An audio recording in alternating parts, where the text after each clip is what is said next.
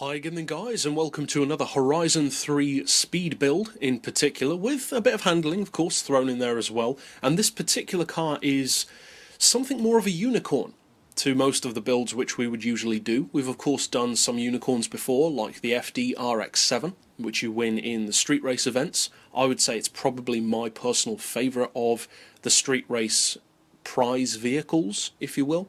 This one is also a street race prize, but it's a higher level. In fact, it's the highest level pink slip race you can get. And of course the car, as you'll have seen from the title, is the Lamborghini LP670 SV, or Super Veloce, or Super Fast. And this is a unicorn car in more senses than one, I would say, because of course it's harder to get, you have to win it, you can't buy it, but also in terms of tuning. It's a little bit of a unicorn because, as you can see, the specs are different. It does not have that 1515 horsepower Aventador engine. So why?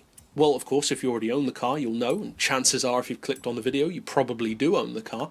But as far as engine conversion, well, there isn't one, because this just uses the SV engine. And as far as I know, unless I'm wrong, this is the only car which can use the SV engine. So, as I said, really a unicorn in every sense. Now, as far as that drivetrain swap, I would of course recommend keeping all-wheel drive, unless of course you want rear-wheel drive, but most people I don't think care. If you want it, change it, but I wouldn't recommend it. As far as the aspiration, of course you want the twin turbo for the full power, and the body kit of course is optional. You could leave it on the standard SV kit or change it to the Liberty Walk kit, which for this particular car I think does look pretty good. Kind of reminiscent of some of the older Need for Speed games, funnily enough. As far as the rest, of course, it's down to personal preference, the wing, the rims, etc. Now, if you like the way this looks, and you want to get this tune straight on your car, you can, as with all of my tunes, find it on my storefront. So if you just go down to the video description, check out the keywords there, you'll be able to find the build for this car. If, though, you'd rather do it yourself, then obviously this is the video for you. Now, as far as the speed, I would say that the acceleration in particular is a little bit more impressive on this car than the top speed is, because when you drive against the car in the street race event, it manages to catch up with you on the straights, despite whatever you're driving. Even if you're driving something like a 275 mph Ford GT, it will still be catching up with you. But I kind of have problems with the AI on Horizon 3. I think that they are, well, quite frankly, cheating sometimes. And I could go into that more another time, but there are specific reasons why I think that's the case.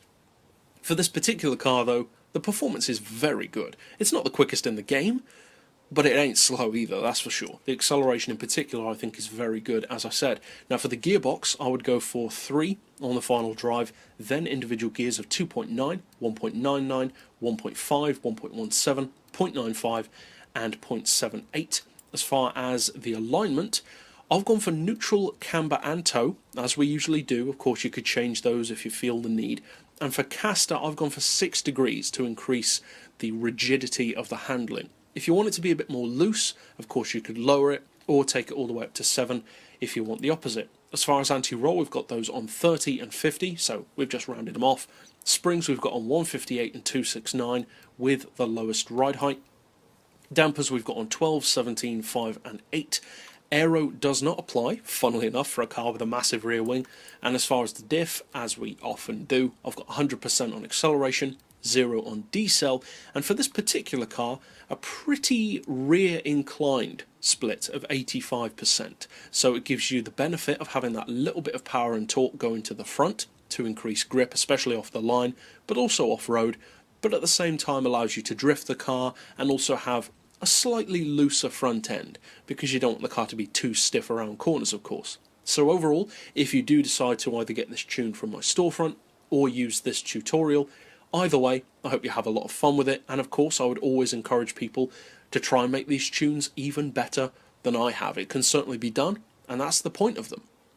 But if you'd like to keep up with other tunes that we've already done, you can check out the playlist at the end of this video, or of course subscribe down below for new ones as soon as they're released. But for now, as always, thanks for watching.